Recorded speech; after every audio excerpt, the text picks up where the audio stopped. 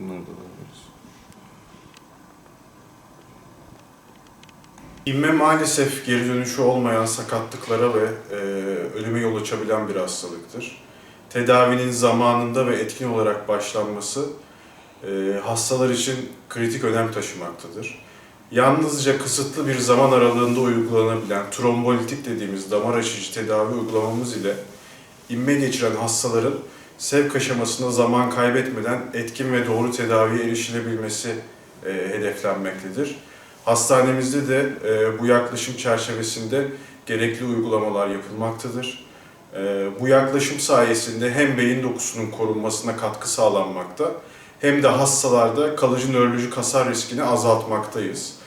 Yerinde, zamanında ve etkin tedavi anlayışıyla yürütülen bu uygulama bölge halkı için önemli bir sağlık hizmeti kazanımı olmasının yanı sıra akut inme yönetiminde ikinci basamak hastanelerin önemini arttırmaktadır. Hasta ve hasta yakınlarına vermemiz gereken en önemli mesaj ise konuşma bozukluğu ve bir tarafında güçsüzlük fark edilen hastalarımızın zaman kaybetmeden en yakın sağlık kuruluşlarına başvurulması ve gerekli uzmanlar tarafından muayenesinin sağlanması gerekmektedir.